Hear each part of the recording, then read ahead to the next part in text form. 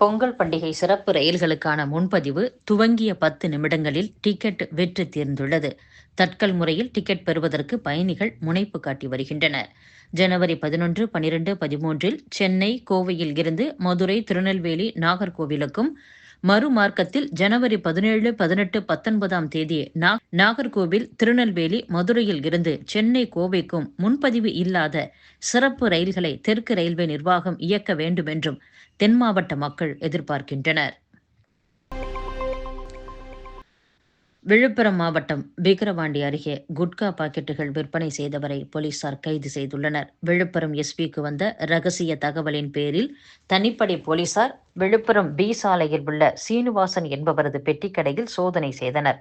அதில் 500 குட்கா பாக்கெட்டுகள் இருப்பதை கண்டுபிடித்து பறிமுதல் செய்துள்ளனர். வைகுண்ட ஏகாதசியின் முக்கிய நிகழ்வான சொர்க்கவாசல் திறப்பு நிகழ்ச்சி பெருமாள் கோவில்களில் இன்று நடைபெற்றது. ரங்கா ரங்கா கோஷத்துடன் லட்சக்கணக்கான பக்தர்கள் சுவாமி தரிசனம் செய்தனர். ஸ்ரீரங்கம் ரங்கநாதர் கோவிலில் இன்று காலை 5:15 சொர்க்கவாசல் திறக்கப்பட்டது. புத்தாண்டை ஒட்டி முதலமைச்சர் ஸ்டாலின் அனைவருக்கும் 3 மாத ரீசார்ஜ் வழங்க இருப்பதாக சமூக வலைதளங்களில் இணைய லிங்குடன் கூடிய தகவல் பரவி வருகிறது. இதுபோன்ற விளம்பரங்களை நம்ப வேண்டாம் என்று சைபர் கிரைம் போலீசார் அறிவுறுத்தியுள்ளனர். இந்து முன்னணி மாநில தலைவர் காடீஸ்வரா சுப்பிரமணியம் அறிக்கை ஒன்றை வெளியிட்டுள்ளார். அதில் முருகப்பெருமானின் அறுபடை வீடுகளில் முதல் படை வீடு திருப்பரங்குன்றம். இந்துக்களின் இந்த புனித தலம் உள்ள மலை முருகன் குன்றம் என்று அகநானூற்றில் குறிப்பிடப்பட்டுள்ளது. திருமுருகாற்றுப்படை, கலித்தொகை, மதுரை காஞ்சி, பரிபாடல் போன்ற பக்தி இலக்கியங்களிலும் இடம்பெற்றுள்ளது. மலை யாருக்கு சொந்தம் என்ற பிரச்சனை வந்தபோது மலை முழுவதுமே திருப்பரங்குன்றம் முருகன் கோவிலுக்கு சொந்தமானது என லண்டன் பிரிவியூ கவுன்சில் தீர்ப்பு கூறியுள்ளது. அதன் அடிப்படையில் நீண்ட காலமாக மலை மேல் உள்ள தீபத்தூணில் கார்த்திகை தீபம் ஏற்றப்படுகிறது. தீபம் ஏற்றுவதை தடுத்த இஸ்லாமியர்களுக்கு ஆதரவாக அரசு செயல்பட்டதால் 1996ஆம் ஆண்டு உயர்நீதிமன்றத்தில் முறையிடப்பட்டது. அந்த வழக்கை விசாரித்த உயர்நீதிமன்றம் குன்றில் உள்ள தீபத்தூணில்தான் தீபம் ஏற்ற வேண்டும் என உத்தரவிட்டது. இருப்பினும் இந்து அறநிலையத்துறை மோட்ச தீபம் ஏற்றும் இடத்தில் தீபம் ஏற்றி வருகிறது.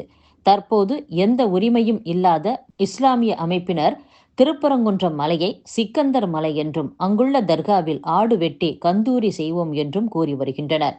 இதுபோன்ற செயல்களை தமிழக அரசு தடுத்து நிறுத்த வேண்டும். தவறும் பட்சத்தில் போராட்டம் முன்னெடுக்கப்படும் என்றும் அந்த அறிக்கையில் கூறப்பட்டுள்ளது. அரசு நிதி உதவி, மின்கட்டணம் உயர்வு உள்ளிட்ட காரணங்களால் 2023-24ஆம் ஆண்டில் மின் வாரியத்தின் வருவாய் 98,863 கோடி ரூபாயாக அதிகரித்துள்ளது. இதனால் ஆண்டுக்கு 10,000 கோடி ரூபாய்க்கு மேல் இழப்பு ஏற்பட்டு வந்த நிலையில் கடந்த ஆண்டில் இழப்பு 4,435 கோடி ரூபாயாக குறைந்துள்ளது.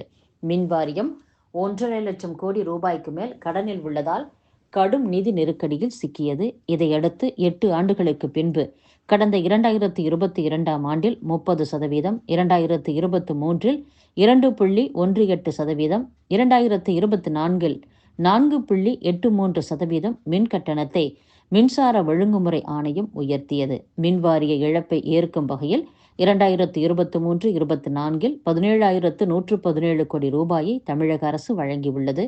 இதனால் அந்த ஆண்டில் மின்வாரிய வருவாய் 98,863 கோடி ரூபாயாக அதிகரித்துள்ளது. அதில் அதிக அளவாக மின்கட்டணம் வாயிலாக 63,687 கோடி ரூபாயும், அரசு மானியமாக 14,976 கோடி ரூபாயும் கிடைத்துள்ளதாக கூறப்படுகிறது.